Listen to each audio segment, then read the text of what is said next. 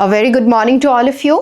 আজি বহুত কেইটামান ইন্টাৰেষ্টিং টপিকছত আমি আলোচনা কৰিম। প্ৰথমটো হৈছে বীৰাংগনা সতী সাধনী দিৱস। আমি ৰিসেন্টলি এই দিৱস উদযাপন কৰিলো আৰু ইয়াৰ গুৰুত্ব কি আছে, ইয়াৰ মহত্ব কি আছে তাৰ বিষয়ে আজি আমি আলোচনা কৰিম। সতী সাধনী দিৱস 21 এপ্ৰিল তাৰিখে আমাৰ সমগ্ৰ অসম জুৰি পালন কৰা হয়। এটা কথা হৈছে যে এই সতী সাধনী এইগৰাকী বীৰাংগনা কোন আছিল। এইগৰাকী বীৰাংগনাৰ ফটো আপোনালোকে চাওক, তাত দেখিবলৈ পাব তেওঁ এখন তৰোৱাল লৈ আছে, এটা মেকুৰী হাতত লৈ আছে আৰু এই প্ৰতীকসমূহৰ আচলতে অৰ্থ কি হয়। তেওঁ তৰোৱাল এইটো কাৰণে লৈ আছে কাৰণ তেওঁ নিজৰ ৰাজ্যখন বচাবৰ কাৰণে আৰু নিজৰ ৰাজ্যৰ মান মৰ্যাদা ৰক্ষা কৰিবৰ কাৰণে তেওঁ যুঁজ দিছিল। তেওঁ আছিল চুতীয়া বংশৰ এগৰাকী ৰাজকুঁৱৰী আৰু যেতিয়া চুতীয়া বংশৰ ৰজাসকলে আহোমসকলৰ টাই আহোমসকলৰ আগমনৰ আগতে আমাৰ উত্তৰ পাৰত ব্ৰহ্মপুত্ৰৰ উত্তৰ পাৰত য'ত মানে লখিমপুৰ আছে, ধেমাজি আছে, বিশ্বনাথ আছে, তাৰ লগতে দক্ষিণ পাৰৰো কিছু অঞ্চল যেনেকৈ শদিয়া ইত্যাদি তেওঁলোকে নিজৰ অধীনত তেওঁলোকৰ দখলত ৰাখিছিলে। কিন্তু টাই আহোমসকলৰ আগমনৰ পিছত বহুবাৰ চুতীয়াসকলৰ লগত সংঘাত হয় আৰু বিশেষকৈ এই সংঘাত বেছি বৃদ্ধি পায় চুহুংমুঙৰ সময়ত। আৰু চুহুংমুঙৰ সময়ত টাই আহোম স্বৰ্গদেউ চুহুংমুঙৰ সময়ত 1524 চনত এটা ডাঙৰ প্ৰহাৰ চুতীয়া ৰাজ্যত বা চুতীয়া বংশত হয়, যিটো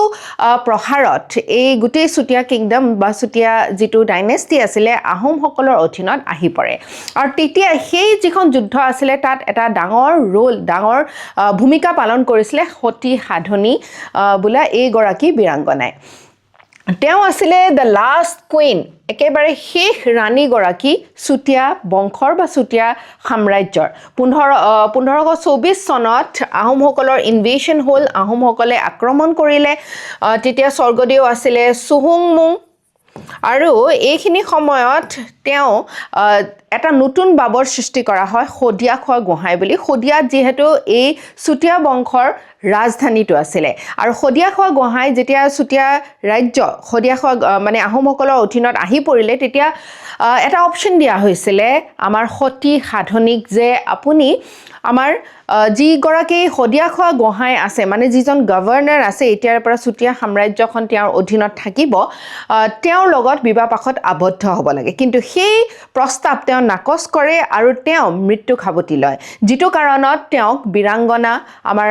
নিজৰ স্বাভিমান, নিজৰ আত্মৰক্ষা, নিজৰ আত্মসন্মানৰ বেছি গুৰুত্ব দি তেওঁ নিজকে সমৰ্পিত নকৰি নিজৰ যি অদম্য বিশ্বাস আৰু অদম্য সাহসৰ পৰিচয় দাঙি ধৰিছিলে তাৰ কাৰণে তেওঁৰ নামৰ আগত বীৰাংগনা এই যিটো টাইটেল হয় এই উপাধিটো আমি লগাওঁ। অ'কে, আৰু এইখিনিতে এতিয়া শদিয়াৰ কথা আপোনালোকে হয়তো শুনিছে যে শদিয়াক ভীষ্মক নগৰ বুলিও কোৱা হয়। এতিয়া ভীষ্মক কোন আছিলে? ভীষ্মক ৰজা আছিলে ৰুক্মিণীৰ কথা শুনিছেনে আপোনালোকে কেতিয়াবা? ৰুক্মিণী কোন আছিলে? ৰুক্মিণী আছিলে শ্ৰীকৃষ্ণ ভগৱানৰ এগৰাকী পত্নী আৰু এইগৰাকী পত্নীৰ জন্মস্থান আছিলে আমাৰ শদিয়া আৰু মানে শদিয়াৰ অঞ্চলৰ যিখন ভীষ্মক নগৰী আছিলে, কুণ্ডিল নগৰী আছিলে। এই ভীষ্মক নগৰীখন আমাৰ বৰ্তমান সময়ৰ অৰুণাচল আৰু আমাৰ অসমৰ কিছু অংশক লৈ পেলাই এই সাম্ৰাজ্যখন আছিলে আৰু তাৰে কুঁৱৰী আছিলে ৰুক্মিণী। আৰু এই ভীষ্মকৰ মানে ডিচেণ্ডেন্স বা তেওঁলোকৰ পৰিয়ালৰ ডিচেণ্ডেন্স হিচাপে চুতীয়াসকলে নিজৰ পৰিচয় দিয়ে আৰু সেইকাৰণে তেওঁলোকৰ যি ৰাজধানী আছিলে এই ৰাজধানী আছিলে শদিয়া আৰু ইয়াৰ কিছু মানে আমি ভগ্নাৱশেষ এতিয়াও দেখিবলৈ পাওঁ। আৰু এইখিনি যিখন চুতীয়া সাম্ৰাজ্য আছিলে এইখনো বহুত প্ৰতাপশালী আৰু বহুত মানে শক্তিশালী এখন সাম্ৰাজ্য আছিলে, কিন্তু পিছত গৈ পেলাই টাই আহোমসকলৰ অধীনত ই মাৰ্জ হৈ যায় আৰু পিছত চুতীয়াসকলক আহোমসকলৰ বিভিন্ন কামত তেওঁলোকক লগোৱা হয়। টাই আহোমসকলে বিশেষভাৱে যিহেতু চুতীয়া বংশৰ ৰজাসকলে বা তেওঁলোকৰ বংশধৰসকলে যিহেতু বোমা বাৰুদ আৰু এইবিলাক বস্তুৰ ওপৰত তেওঁলোকৰ নিপুণতা আছিলে, সেইকাৰণে শিলটোপ বা এনেকৈ বৰটোপ ব্যৱহাৰ কৰাৰ ক্ষেত্ৰত বা বনোৱাৰ ক্ষেত্ৰত চুতীয়াসকলে বিশেষ ধৰণৰ অৱদান আগবঢ়াইছিলে আৰু সতী সাধনীৰ যিটো আমি মানে তেওঁক যিহেতু বীৰাংগনা বুলি কোৱা হয় আমি যেনেকৈ বীৰাংগনাৰ লিষ্টত আমি জয়মতীক পাওঁ আমি মূলা গাভৰুক পাওঁ ঠিক তেনেকৈ বীৰাংগনাৰ লিষ্টখনত আমি এই সতী সাধনীৰ নামটোও পাওঁ কাৰণ তেওঁৰ আমাৰ যিটো চিম্বল অফ উইমেন্স এম্পাৱাৰমেণ্ট আমাৰ নাৰী সবলীকৰণৰ যিটো এটা মানে এখন ধ্বজা তেওঁ সেই সময়তে কঢ়িয়াই লৈ ফুৰিছিলে আজিৰ দিনতো তেওঁ যিখিনি কাম কৰিছিলে আমাক অনুপ্ৰাণিত কৰে আৰু এইটো কাৰণে গুৰুত্বপূৰ্ণ কাৰণ চুতীয়া বংশ আমাৰ গোটেই বিশ্বৰ কাৰণ চুতীয়া বংশৰ যিটো আমাৰ মানে শাসনকাল আছিলে আমাৰ অসমৰ হিষ্ট্ৰী বা বুৰঞ্জীৰ কাৰণে অতি গুৰুত্বপূৰ্ণ আৰু ইয়াৰ ওপৰত আপোনালোকে প্ৰশ্ন পাব পাৰে যেনেকৈ এইটো এটা প্ৰশ্ন আপোনালোকে চাওক খুব সুন্দৰ এটা প্ৰশ্ন আপোনালোকে অকণমান লজিক আৰু অকণমান আণ্ডাৰষ্টেণ্ডিং লগাই এইটো খুব সুন্দৰকৈ আপোনালোকে মানে কৰিব পাৰিব বীৰাংগনা সতী সাধনী আৰু চুতীয়া কিংডম চুতীয়া সাম্ৰাজ্যৰ ওপৰত সোধা এটা প্ৰশ্ন বীৰাংগনা সতী সাধনী was the last queen of Sutia kingdom who resisted the Ahom invasion এটো আমি ইতিমধ্যে পঢ়িলো আৰু আমি জানিছো যে এটো শুদ্ধ হয় Sutia kingdom flourished mainly in lower Assam during the medieval period আমি জানো ইতিমধ্যে আমি কথা পাতিলো যে লোৱাৰ আসাম নহয় লোৱাৰ আসামৰ বিপৰীতে এটো তেওঁলোকৰ সাম্ৰাজ্যখন আপাৰ আসামত হে আমি দেখিবলৈ পাইছিলো ভীষ্মক নগৰ associated with Sutia kingdom is located in present day Arunachal Pradesh definitely true Arunachal Pradesh তাৰ লগতে অসমো হয় সো এই যেটো সেন্টেন্স আছে ইয়াক আমি নহয় বুলি ক'ব নোৱাৰো এটো শুদ্ধ হয় কিন্তু এটো নহয় Sutia kingdom was annexed by the Ahoms in the early 16th century 16th century মানে 1500 something আমি ইতিমধ্যে পালো 1524ত সম্পূৰ্ণকৈ তাৰ আগতো বহুবাৰ টাই আহোম সাম্ৰাজ্য ৰজাসকলৰ লগত চুতীয়া বংশৰ ৰজাসকলৰ বহুবাৰ সংঘাত হৈছে কিন্তু চুহুংমুঙৰ সময়ত কমপ্লিট annexation হ'ল এই চনটো আসলে 1524 সেই কাৰণে এটো কাৰেক্ট সো আমি যদি চাও 2 যদি আমি ডিলিট কৰি দিও তেনেহলে 1 3 and 4 কাৰেক্ট আনসাৰটো আমি সুন্দৰ কৰি উলিয়াই ল'ব পাৰো মেইনছত প্ৰশ্ন আহিব পাৰে যেহেতু এটো বহুত গুৰুত্বপূৰ্ণ টপিক আমাৰ জিএস পেপাৰ 5ৰ কাৰণে অসম ভিত্তিক যিখিনি আমাৰ প্ৰশ্ন আহে জিএস পেপাৰ 5 মেইনছত তাৰ উপৰিও জিএস পেপাৰ 1 যত হিষ্ট্ৰী আমি পঢ়িব লাগে আৰু কালচাৰ আমি পঢ়িব লাগে তাত এই ৰিজনাল আমাৰ যিখিনি আঞ্চলিক আমাৰ ৰজা মহাৰাজা আছিল আৰু লোকেল হিৰোজ বা বীৰ বীৰাংগনা সকল আছিল তাৰ আমাৰ সিগনিফিকেন্সটো সুধিছে এই ক্ষেত্ৰত বীৰাংগনা সতী সাধনীৰ যে সিম্বলটো আমাৰ ৰেজিস্টেন্সৰ আমাৰ নিজৰ মানে পৰিচয় আত্মৰক্ষাৰ কাৰণে তেওঁ যিখিনি বলিদান দিলে এইখিনি অতিকৈ গুৰুত্বপূৰ্ণ নেক্সট যেহেতু এইটো এটা এটা বাৰিষা প্ৰায় আৰম্ভ হ'ব লৈছে আৰু বাৰিষাৰ লগে লগে আমি দেখিবলৈ পাইছো গুৱাহাটীৰ নিচিনা চহৰত urban flooding এই urban flooding to এটা বহুত commonly asked question হয় আৰু সেই কাৰণে মেইনছৰ কাৰণে বিশেষভাৱে এইটো গুৰুত্বপূৰ্ণ প্ৰিলিমছতো সুধিব পাৰে যেহেতু urban floods আমি জানো কিহৰ কাৰণে হয় ইয়াৰে যিখিনি ওচৰে পাজৰে থকা নলা নৰ্দমা নদী নদ নদী আছে তাৰ লগতে যিখিনি জলাশয় আছে এই জলাশয়ৰ ওপৰত ডাইৰেক্টলি প্ৰশ্ন আমাৰ প্ৰিলিমছত সুধিব পাৰে সো আমি দেখিছো যে অসমত বিশেষকৈ আমাৰ গুৱাহাটীত এজাক বৰষুণৰ পিছতে আমাৰ হাহাকাৰ অৱস্থা হয় আৰু এই বৰষুণ যদি 2-3 দিনীয়া হয় তেনেহলে এটো একদম ভয়ংকৰ অৱস্থা হয় সো ইয়াৰ লগত মানে সংগতি ৰাখি আমাৰ প্ৰশ্ন কেনেকুৱা ধৰণৰ আহিব পাৰে যে কিয় এই প্ৰবলেমটো কিয় এই সমস্যাটো আমি দেখিবলৈ পাইছো বিশেষকৈ ড্ৰেইন ব্লকেজ আমাৰ যিবিলাক নলা নৰ্দমা নদ নদী আছে গুৱাহাটীৰ আশে-পাশে এই নলা নৰ্দমা নদ নদীবিলাকত বহুত বেছি আৱৰ্জনা গোট খাই যেটো কাৰণত পানীৰ যেটো ফ্লো আছে ডিসচাৰ্জ আছে এই পানীৰ ফ্লোটো ভাল মানে সময়ত ভাল মানে ৰূপত আমি দেখিবলৈ নাপাওঁ যেটো কাৰণত ফ্লো নহলে তাতে ৰৈ যায় পানীখিনি আৰু ষ্টেগনেন্ট ওৱাটাৰ আমি দেখিবলৈ পাওঁ তাৰ লগতে আমাৰ এই ৱাটাৰ লগিং হোৱাৰ লগে লগে যিহেতু আমাৰ পানীৰ ওচৰে পাজৰে আমাৰ ইলেক্ট্ৰিক তাঁৰবিলাকো যায়, সেইকাৰণে বহু সময় ইলেক্ট্ৰিকিউশ্যনৰ কাৰণেও মানুহৰ আঘাতপ্ৰাপ্ত হয় আৰু তাৰ লগতে নিহত হোৱাও দেখিবলৈ পোৱা যায়। আৰু সেইকাৰণে এক্সপাৰ্টে কৈছে যে আমাৰ একাউণ্টেবিলিটি এই ক্ষেত্ৰত আমি কেনেকৈ আমাৰ আৰ্বান যিটো ডিছচাৰ্জ আছে, আমাৰ যিবিলাক পানী যোৱা যিবিলাক নলা নৰ্দমা নদ নদী আছে, তাৰ লগতে আমাৰ এই ৱেষ্ট ডিছপ'জেলটো, আমাৰ যিখিনি আৱৰ্জনা পেলোৱাৰ যিখিনি আমাৰ ব্যৱস্থা, এই ব্যৱস্থাখিনি আমি শক্তিশালী কৰিব লাগিব, ভাল কৰিব লাগিব। কাৰণ এইটো এটা হিউমেন ইনডিউচ ফেক্টৰ্ছৰ কাৰণে, আমি মানুহে কৰা এন্থ্ৰপ'লজিকেল কাৰণৰ কাৰণেই আমাৰ এই সমস্যাটো দেখিবলৈ পোৱা গৈছে। ইয়াত আমি দেখিছোঁ যে ব্ৰহ্মপুত্ৰত বেছি পানী হোৱাৰ কাৰণে ফ্লাড আমি দেখিবলৈ পোৱা নাই। বিশেষভাৱে আমি যদি ভিতৰুৱা অঞ্চলবিলাকত যাওঁ, গাঁও বা বেলেগ বেলেগ ডিষ্ট্ৰিক্টছত যিখিনি ফ্লাডছ হয়, বিশেষভাৱে কিয় হয়? কাৰণ কি নদীৰ যিটো গতি আছে, সেই গতিটোত সেই সোঁতটোত বেছিকৈ যেতিয়া পানী আহে, তেতিয়া পানী সেই নদীৰ যিটো পাৰ আছে, সেই পাৰ ভাঙি পেলাই ওচৰে পাজৰে সেই পানী বিয়পি যায়। কিন্তু সেই তেনেকুৱা এটা অৱস্থা আমাৰ ইয়াত নহয়। আমাৰতো কি হয় যে পানীটো আমি বৰষুণৰ পৰা পাওঁ, সেই পানীটো ওলাই যাব নোৱাৰাৰ ফলত আমাৰ ফ্লাডিং হোৱাৰ আমি সমস্যাটো দেখিবলৈ পাওঁ। ইয়াত আমি কি কৰিব লাগিব? বিশেষকৈ আমাৰ ৱেটলেণ্ডছ, আমাৰ বিলবিলাক আছে, নলা, আমাৰ যিবিলাক জলাশয় আছে, এই জলাশয়বিলাক যে আমাৰ আগৰ দিনত টাই আহোম যিসকল চাউফা আছিলে বা আমাৰ স্বৰ্গদেউসকলে ডাঙৰ ডাঙৰ বহুবিলাক আমাৰ বিল খান্দিছিলে বা ডাঙৰ ডাঙৰ পুখুৰী খান্দিছিলে। এই পুখুৰীবিলাক বা আমাৰ নেচাৰেল যিবিলাক জলাশয় আছে, ই কি কৰে? এই এক্সট্ৰা পানীবিলাক যেতিয়া আমাৰ বৰষুণত পৰে, তেতিয়া এই ডাঙৰ ডাঙৰ পুখুৰীবিলাকে বা আমাৰ জলাশয়বিলাকে ইয়াক সংগ্ৰহ কৰি বা ইয়াক ষ্ট'ৰ কৰাৰ ব্যৱস্থা গ্ৰহণ কৰে। কিন্তু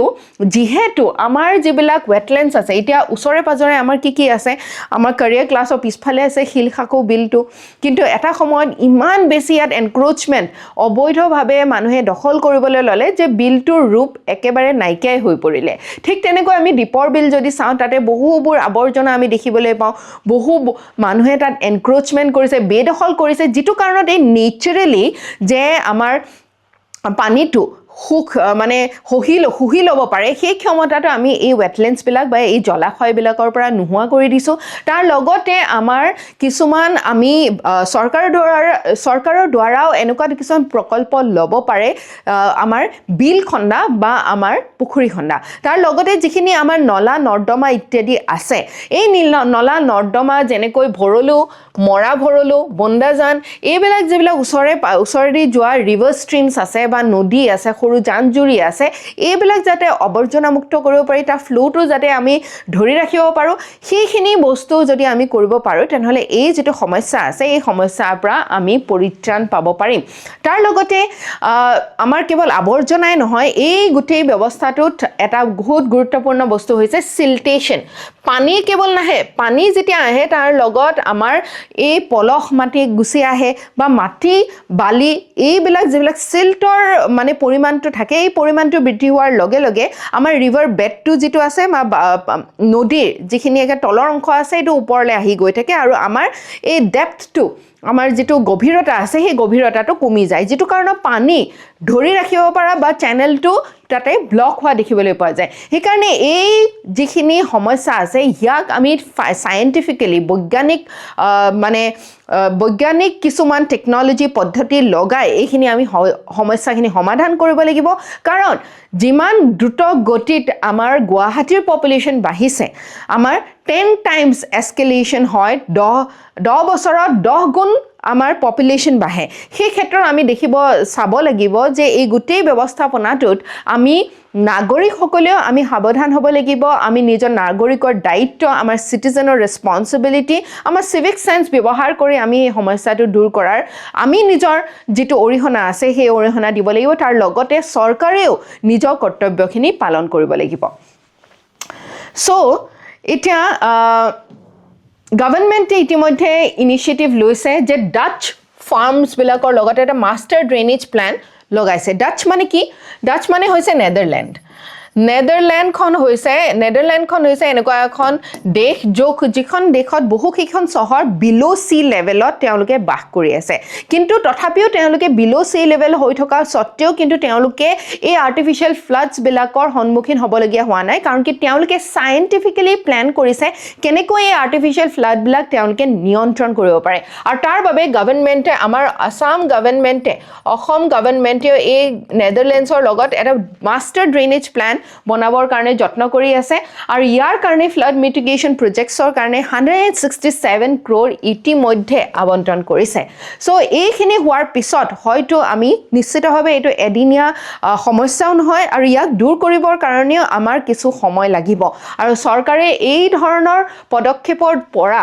ইণ্টিগ্ৰেটেড আৰ্বান প্লেনিং আমি যে ঘৰবিলাক বনাওঁ এই ঘৰবিলাক বনোৱাৰ লগতে আমি ৰেইন ৱাটাৰ হাৰ্ভেষ্টিং কেনেকৈ কৰিম আমাৰ আৰ্বান ৱেষ্ট ডিছপ'জেলবিলাক কেনেকৈ কৰিম এই যিবিলাক নৰ্মছ আছে এইবিলাক আইন কানুন যিবিলাক আছে এইবিলাক ষ্ট্ৰিক্ট কৰাৰ অতিকৈ গুৰুত্বপূৰ্ণ ভূমিকা ৰাখে UPSC প্ৰিলিমছ 2020 চনত এই আৰ্বান ফ্লাডিং লৈ পেলাই এটা প্ৰশ্ন আহিছিলে with reference to urban floods in India consider the following statements encroachment on natural drainage channels increase flood risk বহু সময়ত আমি দেখিছোঁ ভৰলুৰ ওপৰতে মানুহে ঘৰ বনাই দিছে বা এনেকুৱা যিবিলাক নদ নদী সৰু জান জুৰি আছে ইয়াক ফিল আপ কৰি পেলাই মানুহে ঘৰ বনাই দিছে তাৰ ফলত কি হয় ইয়াৰ natural ability to soak water পানী শুহিব পৰা এবিলিটিটো কাঢ়ি লৈছে পানী যাব পৰা এবিলিটিটো কাঢ়ি লৈছে যিটো কাৰণত আমাৰ আৰ্বান ফ্লাডছ আমি দেখিবলৈ পাওঁ concrete surfaces increase water runoff in cities আমি যেতিয়া কংক্ৰিটেৰে গোটেই চোতালবিলাক ভৰাই দিওঁ তেতিয়া মাটিয়ে যে সোক কৰিব পৰা যেটো ক্ষমতা আছে হেতু নাইকিয়া হৈ যায় যেটো কাৰণত পানীটো আকৌ আমাৰ সিটিজৰ ফালে আমাৰ নগৰবিলাকৰ ফালে হি বিয়পি যায় যেটো কাৰণে এই সমস্যা আমি দেখিবলৈ পাওঁ which of the statements given above are correct দুয়োটাই শুদ্ধ হয় এনক্ৰোচমেণ্ট আৰু এই ৰান অফটো আমি কংক্ৰিট যিমানে বেছি হ'ব সিমানে বেছি আমাৰ এই আৰ্বান ফ্লাডিংটো হ'ব বুলি আমি নিশ্চিত মেইনছত প্ৰশ্ন আহিব পাৰে যে আৰ্বান ফ্লাডিং আমাৰ যে এই নগৰ অঞ্চলত যিখিনি আমাৰ বানপানী কৃত্ৰিম বানপানী সমস্যা এইটো কেৱল গুৱাহাটীৰে নহয় আপোনালোকে যদি দিল্লীলৈ যায় আপোনালোকে যদি বম্বেলৈ যায় প্ৰত্যেকখন চহৰৰে এই প্ৰবলেমটো এই সমস্যাটো আমি দেখিবলৈ পাওঁ with reference to special reference to Guwahati আমি গুৱাহাটীৰ এই সমস্যাটো দূৰ কৰিবৰ কাৰণে কেনে ধৰণৰ পদক্ষেপ ল'ব লাগিব সাস্টেইনেবলি বহনক্ষমভাৱে কাৰণ এটাটো গুৱাহাটীখন এখন পাহাৰীয়া অঞ্চল বা বহু অঞ্চল পাহাৰীয়া আৰু বহু অঞ্চল পাহাৰৰ তলত আছে আৰু যেটো কাৰণত এটা ভ্যালি বা উপত্যকাৰ দৰে এটা বেচিনৰ দৰে হয় য'ত পানী জমা হোৱাৰ আশংকা অত্যন্তই বেছি থাকে সেই ক্ষেত্ৰত আমি বহনক্ষমভাৱে কি পদক্ষেপ ল'ব পাৰো তাৰ কিছুমান সাজেশন দিবলৈ কৈছে নেক্সট আমাৰ মানে এটা বহুত গুৰুত্বপূৰ্ণ টপিক হৈছে আৰু সেনসিটিভ টপিক হৈছে যে বাফেলো ফাইটস আমাৰ মহৰ যুঁজ আমি যেটো আমাৰ বিহু বা সংক্ৰান্তিত দেখিবলৈ পাওঁ এই মহৰ যুঁজত আমাৰ কিছুমান ডিবেট আহিছে লিগেল ফ্ৰেমৱৰ্ক আহিছে সুপ্ৰিম কোৰ্টে বা হাই কোৰ্টে কিছুমান কথা কৈছে যেটো আমাৰ এতিয়া বাফেলো ফাইট বা আমাৰ কণী যুঁজ কৰা হয় বুলবুলি চৰাই যুঁজ কৰা হয় এইবিলাক আমাৰ কলা সংস্কৃতি সভ্যতাৰ লগত অসমীয়া সংস্কৃতিৰ লগত গভীৰভাৱে জড়িত হৈ আছে ইয়াৰ ওপৰত এটা নিষেধাজ্ঞা আহিছে যেটো আমাৰ এতিয়া কোৰ্টে কৈছে কিবা এটা এতিয়া কোৰ্টে কোৱাৰ কাৰণে সেই বস্তুটো আমি পালন কৰিব লাগিব এতিয়া বৰ্তমান সময় আমাৰ প্ৰকৃতিৰ ৰক্ষাৰ ক্ষেত্ৰতো আমি গুৰুত্বপূৰ্ণ ভূমিকা গ্ৰহণ কৰিব লাগিব তাৰ লগতে আমাৰ সংস্কৃতিৰ কথাও আছে এই যুঁজখন আমি কেনে ধৰণে দেখিবলৈ পাইছো এতিয়া গুৱাহাটী হাই কোৰ্টে ডাইৰেক্ট কৰিছে আসাম গভৰ্ণমেণ্টত কৈছে যে বহ যুঁজ বোলা এই যেটো আমাৰ প্ৰথা আছে এইটো বন্ধ হ'ব লাগে ষ্ট্ৰিক্ট পিনেল একচন ল'ব লাগে যি এনেকুৱা মহৰ যুঁজ অৰ্গানাইজ কৰে আৰু কৈছে যে এইটো এনিমেল ৱেলফেয়াৰ যিখিনি লজ আছে আমাৰ পশু পক্ষীৰ সুৰক্ষাৰ কাৰণে তেওঁলোকৰ ভালৰ কাৰণে বনোৱা যিখিনি আইন আছে ইয়াক উলংঘা কৰে আৰু ইয়াত আমাৰ কোৰ্টে কৈছে যে buffalo fights violate prevention of cruelty of animals act 1960 এই আইনখন বহুত গুৰুত্ব সহকাৰে আপোনালোকে মনত ৰাখিব লাগিব আমাৰ বাফেলো ফাইট বা আমাৰ মহৰ যুঁজটোৱে একমাত্ৰ এনেকুৱা ধৰণৰ আমাৰ কলা সংস্কৃতিৰ লগত জড়িত এটা প্ৰথা নহয় অন্য বহুকেইটা প্ৰথা আছে এই প্ৰথাৰ লগত জড়িত এখন গুৰুত্বপূৰ্ণ আইন যিখন আইনৰ ওপৰত আপোনালোকক পোনপটীয়াকৈ প্ৰশ্ন সুধিব পাৰে এই আইনখন হৈছে প্ৰিভেনশন অফ ক্ৰুৱেলটি এক্ট 1960 আৰু এই পেটিশনটো ফাইল কৰিছে পেটা হৈছে আমাৰ এনিমেলছ বা আমাৰ জীৱ জন্তু সুৰক্ষাৰ কাৰণে তেওঁলোকৰ জীৱনৰ ভালৰ কাৰণে কাম কৰা এটা NGO বা এটা অৰ্গেনাইজেশ্যন এইটো এটা নন গভৰ্ণমেণ্টেল অৰ্গেনাইজেশ্যন ঠিক আছে এতিয়া আমাৰ যিখন এখন 1960 এক্ট আছে ইয়াত কৈছে যে আননেচেচাৰী পেইন আৰু চাফাৰিং আমি কোনো ধৰণৰ এনিমেলছ কোনো ধৰণৰ জীৱ জন্তুৰ ওপৰত কৰাটো অনুচিত আৰু আৰ্টিকল 51A আৰু তাতো এই কথা উল্লেখ কৰিছে আৰ্টিকল 51A কি আছে আমাৰ ফাণ্ডামেণ্টেল ডিউটিজ আমাৰ মৌলিক দায়িত্ব নাগৰিক হিচাপে কি আছে তাত কৈছে যে আমি লিভিং জীৱ জন্তুৰ প্ৰতি আমি কম্পেশ্যন আমি সহনশীলতা সহমৰ্মিতা এইখিনি সদ্ভাৱনা আমি ৰাখিব লাগে আৰু সেই কাৰণে এই যিটো এনিমেল ৱেলফেয়াৰ আমি যদি জীৱ জন্তুৰ ৰক্ষা বা তেওঁলোকৰ ভালৰ কাৰণে কিবা এটা চিন্তা কৰিছোঁ ইয়াৰ আমাৰ সংবিধানতো ইয়াৰ কনষ্টিটিউশ্যনেল বেকিং আছে আৰু animal board of India versus Nagaraja এই যিটো জাজমেণ্ট এই জাজমেণ্টটো আপোনালোকে বহুত গুৰুত্ব সহকাৰে ল'ব মনত ৰাখিব কাৰণ এই যিটো কেছ আছিলে এই কেছটোৰ দ্বাৰা জল্লিকট্টু বুলি এটা প্ৰথা আছে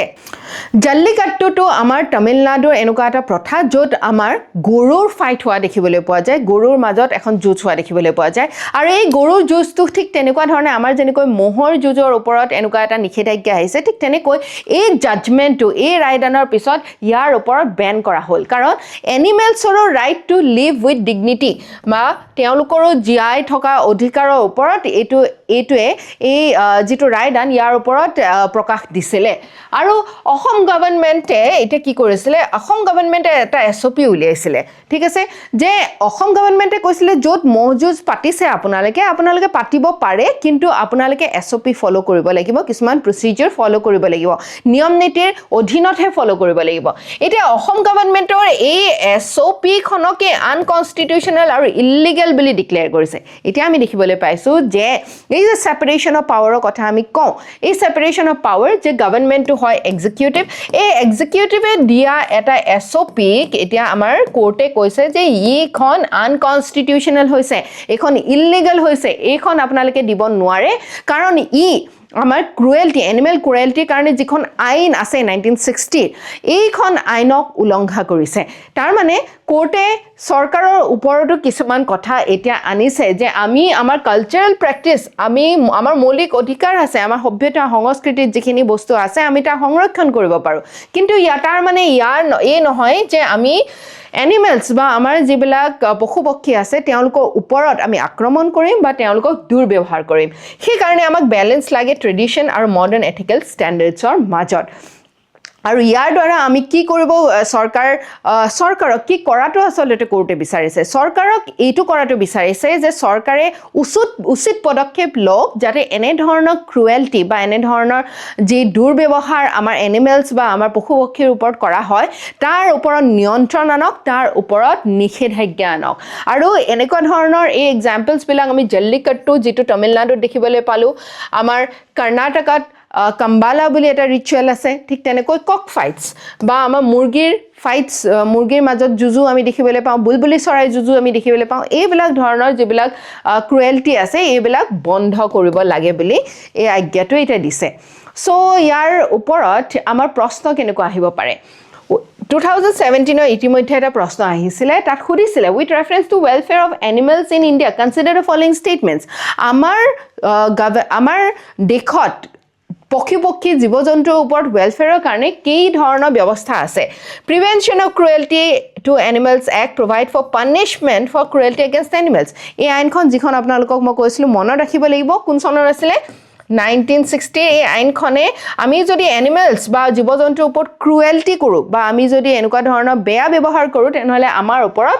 একশ্যন ল'ব পৰা যায় আমাৰ ওপৰত পানিছমেণ্ট হ'ব পাৰে animal welfare board of India is a statutory body animal welfare board এই যিখন আইন আছে এই আইনখনৰ অধীনতে মানে স্থাপন কৰা এটা প্ৰতিষ্ঠান বা অনুষ্ঠান বুলি আমি ক'ব পাৰোঁ সেইকাৰণে এইটো হৈছে correct both 1 and 2 is correct আৰু মেইনছত কি প্ৰশ্ন আপোনালোকৰ আহিব পাৰে যে এই যিখিনি কালচাৰেল প্ৰেক্টিচেছ আছে আমাৰ সভ্যতা সংস্কৃতিৰ লগত যথেষ্ট জড়িত আৰু ইয়াত এতিয়া কনষ্টিটিউশ্যনেল মৰালিটি কেনেধৰণে আহি পৰিছে যে আমাৰ সংবিধানে কিবা এটা কয় আমাৰ কালচাৰে কিবা এটা কয় এই দুইটাৰ মাজত যিখন দ্বন্দ্বযুদ্ধ হৈছে ইয়াৰ ওপৰত আপোনাক আলোকপাত কৰিব কৈছে উইথ ৰেফাৰেঞ্চ টু বাফেলো ফাইটছ ম'হ যুঁজ আৰু এনেকুৱা ধৰণৰ ট্ৰেডিশ্যনেল যিবিলাক ফাইটছ আছে যুঁজবিলাক আছে আমি দেখিবলৈ পাওঁ বুলবুলি চৰাই যুঁজ আমাৰ মুৰ্গীৰ যুঁজ আমাৰ গৰুৰ যুঁজ এইবিলাকৰ কাৰণে আমি এটা বেলেঞ্চড এপ্ৰ'চ কি ল'ব পাৰোঁ অ'কে এণ্ড আজিৰ আমাৰ ক্লাছটো ইমানতে অন্ত পৰিছে কিন্তু তাৰ আগত এটা ধুনীয়া কোট আমি আপোনালোকৰ লগত আলোচনা কৰিব বিচাৰিছোঁ the best way to predict the future is to create it ইমান পাৱাৰফুল এটা কোট এই যে আমাৰ বিভিন্ন যিবিলাক ভৱিষ্যতবাণী কৰা মানুহবিলাক আছে আমি হাত চোৱাওঁ আমি বেলেগ বেলেগ আমাৰ যি কুস্তি আছে সেই কুস্তি চোৱাওঁ আমাৰ ৰেখা পঢ়াওঁ কপালৰ ৰেখা হাতৰ ৰেখা আৰু আমি জানিব বিচাৰোঁ যে আমাৰ ভৱিষ্যতটো কেনেকুৱা ভৱিষ্যতত কিনো লিখা আছে ভৱিষ্যতনো কি হ'বলৈ গৈ আছে কিন্তু এই কোটটোত চাওক এই কথাষাৰত ইমান এটা পাৱাৰফুল কথা কৈছে যে আমাৰ ভৱিষ্যতটো বেষ্ট ৱে টু প্ৰেডিক্ট আমাৰ ভৱিষ্যত বাণী কৰিবৰ কাৰণে আমি এটাই কাম কৰিব লাগে সেইটো হৈছে আজি তাৰ বাবে আমি কাম কৰিব লাগে আমি নিজেই ক্ৰিয়েট কৰিব লাগে with this beautiful quote we and today's class আমি কাইলৈৰ ক্লাছত পুনৰ লগ পাম থেংক ইউ